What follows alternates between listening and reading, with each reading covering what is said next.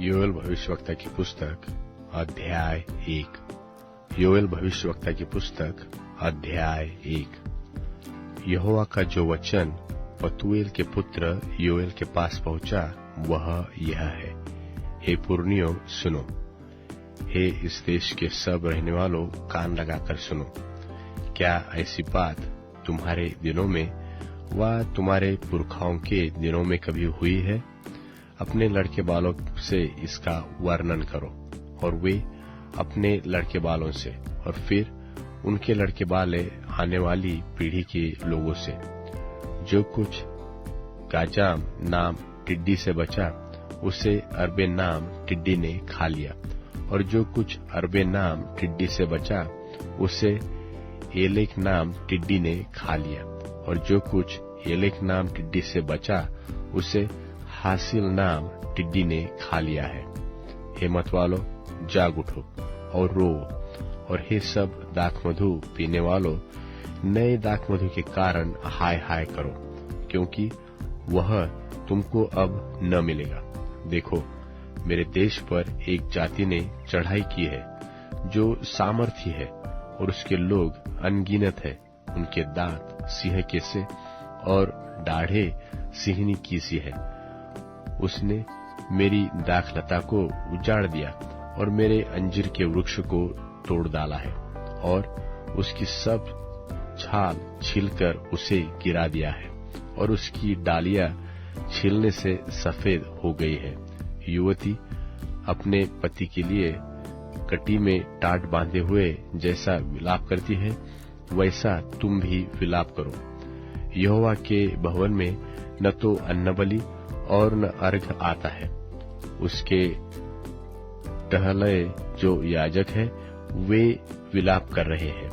खेती मारी गई, भूमि विलाप करती है, क्योंकि अन्न नाश हो गया है। नया दाखमधु सूख गया, तेल भी सूख गया है। हे किसानों, लज्जित हो। हे दाख की बारी के मालिकियों, गेहूं और जौ के लिए हाय हाय करो, क्योंकि खेती मारी गई है, दाखलता सूख गई और अंजीर का वृक्ष कुम्भला गया है। अनार, ताड़, सेब, बरन मैदान के सब वृक्ष सूख गए हैं, और मनुष्यों का हर्ष जाता रहा है। हे याजकों, कटी में टाट बांधकर छाती पीट पीट के रो। हे वेदी के टहलुओं, हाय हाय करो। हे मेरे परमेश्वर के टहलुओं, आओ, टाट ओढ़े हुए रात बिताओ, क्योंकि तुम्हारे परमेश्वर के भवन में अन्नबलि और अर्घ अब नहीं आते। उपवास का दिन ठहराओ, महासभा का प्रचार करो। पुरनियों को वरन देश के सब रहने वालों को भी अपने परमेश्वर यहोवा के भवन में इकट्ठे करके उसकी दोहाई दो। उस दिन के कारण हाय हाय, यहोवा का दिन तो निकट है।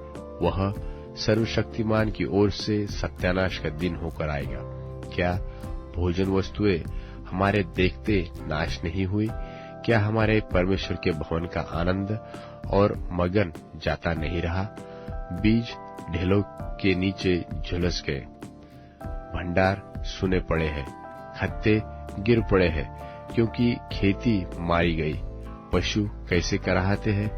झुंड के झुंड गाय बैल बिकल है, क्योंकि उनके लिए चराई नहीं रही, और झुंड के झुंड भेड़ बकरियां पाप का फल भोग रही है। हे यहोवा, मैं तेरी दोहाई देता हूँ, क्योंकि जंगल की चराइयां आग का कौर हो गई, और मैदान के सब वृक्ष लव से जल गए। वरन वन पशु भी तेरे लिए हाँफते हैं, क्योंकि जल के सोते सूख गए, और जंगल की चराइयां आग का कौर हो गई। योएल भविष्यवक्ता की पुस्तक अध्याय 2। योएल भविष्यवक्ता की पुस्तक अध्याय 2। सियोन में नरसिंगा फूको, मेरे पवित्र पर्वत पर साज बांधकर फूको। देश देश के सब रहने वाले कांप उठे, क्योंकि यहोवा का दिन आता है, वरन वह निकट ही है। वह अंधकार और तिमिर का दिन है, वह बदली का दिन है। अंधियारा ऐसा फैलता है जैसा भोर का प्रकाश पहाड़ों पर फैलता है, अर्थात एक ऐसी बड़ी और सामर्थी जाति आएगी जैसी प्राचीन काल से कभी न हुई और न उसके बाद भी पीढ़ी पीढ़ी में फिर होगी। उसके आगे आगे तो आग भस्म करती जाएगी और उसके पीछे पीछे लौ जलाती जाएगी।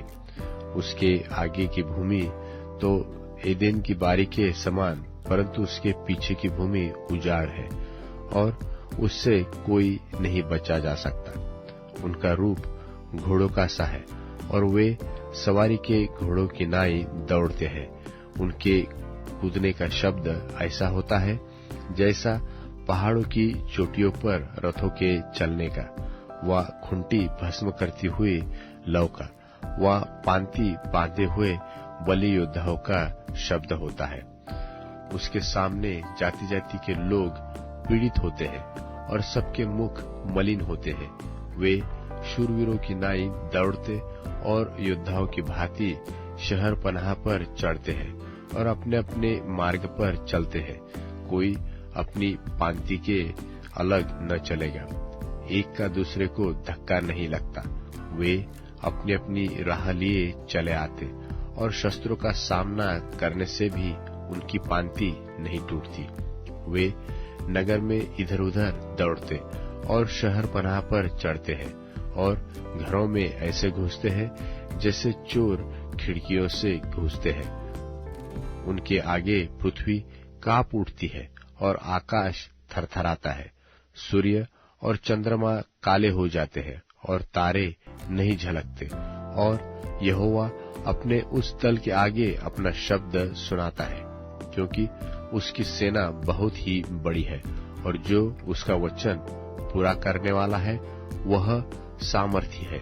और यहोवा का दिन बड़ा और अति भयानक है, उसको कौन सह सकेगा? तो भी यहोवा की यह वाणी है कि अभी सुनो, उपवास के साथ रोते पीटते अपने पूरे मन से मेरी ओर फिरकर मेरे पास आओ और अपने वस्त्र नहीं अपने मन ही को फाड़कर अपने परमेश्वर यहोवा की ओर फिरो, क्योंकि वह अनुग्रहकारी, दयालु, विलंब से क्रोध करने वाला, करुणा निधान और दुख देकर पछताने वाला है।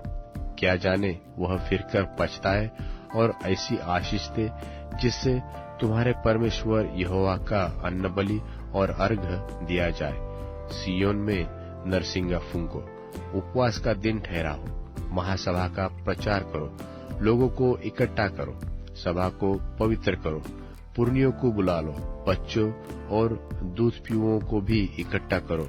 दुल्हा अपनी कोठरी से और दुल्हन भी अपने कमरे से निकल आए। याजक जो परमेश्वर के टहलुए हैं वे आंगन और वेदी के बीच में रो रो कर कहे कि हे यहोवा, अपनी प्रजा पर तरस खा और अपने निज भाग की नामधराई होने न दे और न अन्य जातियां उसकी उपमा देने पाए और जाति जाति के लोग आपस में क्यों कहने पाए कि उनका परमेश्वर कहाँ रहा। तब यहोवा को अपने देश के विषय में जलन हुई और उसने अपनी प्रजा पर तरस खाया। और यहोवा ने अपनी प्रजा के लोगों को उत्तर दिया कि सुनो, मैं अन्न और नया दाख मधु और ताजा तेल तुम्हें देने पर हूँ और तुम उन्हें खा पी कर तृप्त होगे। और मैं भविष्य में अन्य जातियों से तुम्हारी नामधराई न होने दूंगा और मैं उत्तर की ओर से आई हुई सेना को तुम्हारे पास से दूर करूंगा और एक निर्जल और उजाड़ देश में निकाल दूंगा। तो उसका आगा तो पूरब के ताल की ओर और उसका पीछा पश्चिम के समुद्र की ओर होगा और उसके दुर्गंध उठेगी और उसकी सड़ी गंध फैलेगी, क्योंकि उसने बड़े बुरे काम किए हैं। हे देश, तू मत डर, तू मगन हो और आनंद कर, क्योंकि यहोवा ने बड़े बड़े काम किए हैं। हे मैदान के पशु, मत डरो, क्योंकि जंगल में चराई उगेगी और वृक्ष फलने लगेंगे। अब अंजीर का वृक्ष और दाखलता अपना अपना बल दिखाने लगेगी। और हे सियोनियों, तुम अपने परमेश्वर यहोवा के कारण मगन हो और आनंद करो, क्योंकि तुम्हारे लिए वह वर्षा अर्थात बरसात की पहली वर्षा जितनी चाहिए उतनी देगा और पहले माह की पिछली वर्षा को भी बरसाएगा। तब खलिहान अन्न से भर जाएंगे और रसकुंड नए दाखमधु और ताजे तेल से उमड़ेंगे। और जिन वर्षों की उपज अरबे नाम टिड्डियों और एलेक और हासिल ने और गाजाम नाम टिड्डियों ने अर्थात मेरे बड़े दल ने जिसको मैंने तुम्हारे बीच भेजा खा ली, उसकी हानि मैं तुमको भर दूंगा। तुम पेट भरकर खाओगे और तृप्त होंगे और तुम अपने परमेश्वर यहोवा के नाम की स्तुति करोगे, जिसने तुम्हारे लिए आश्चर्य के काम किए हैं और मेरी प्रजा की आशा कभी न टूटेगी।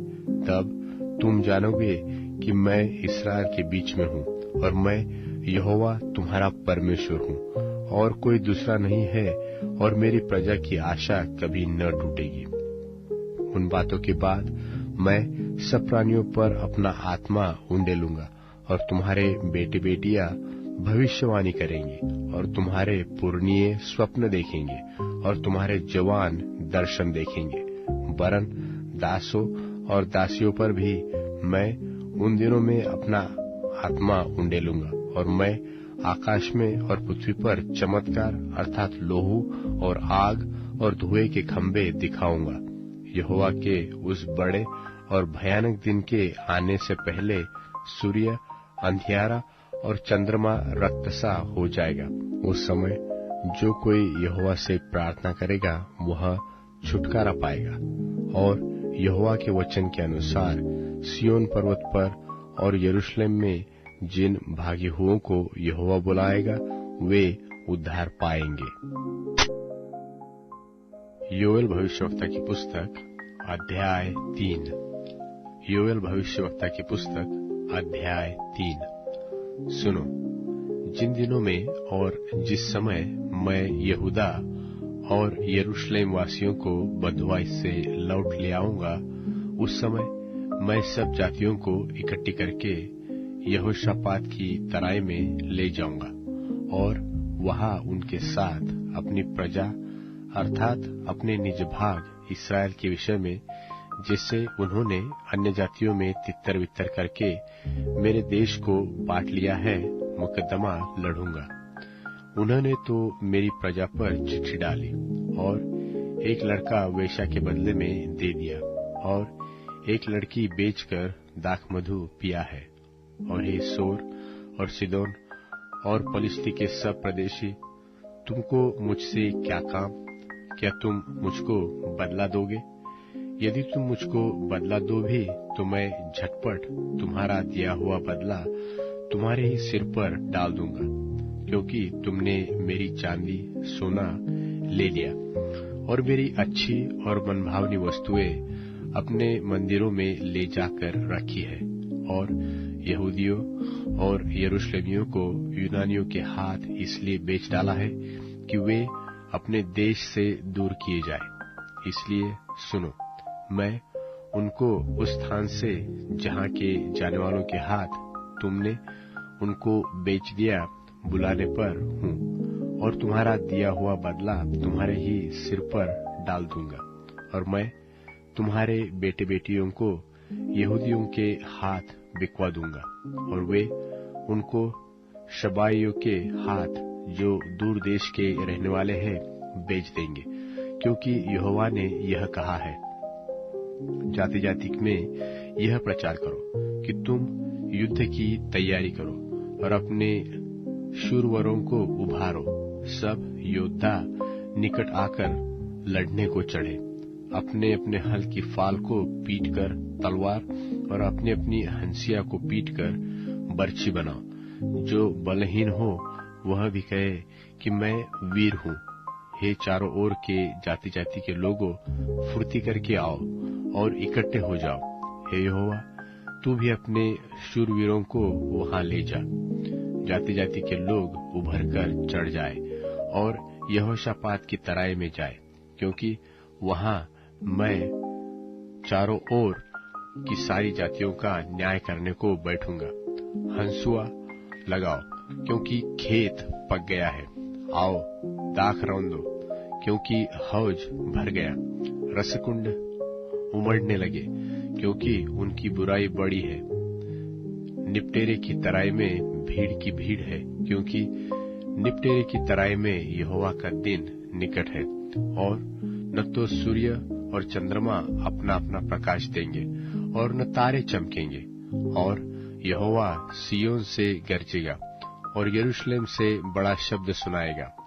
आकाश और पृथ्वी थरथराएगी, परंतु यहोवा अपनी प्रजा के लिए शरणस्थान और इस्राएलियों के लिए गढ़ ठहरेगा। सो तुम जानोगे कि यहोवा जो अपने पवित्र पर्वत सिय्योन पर वास किए रहता है, वही हमारा परमेश्वर है। और यरूशलेम पवित्र ठहरेगा, और परदेशी फिर उसमें न होकर जाने पाएंगे।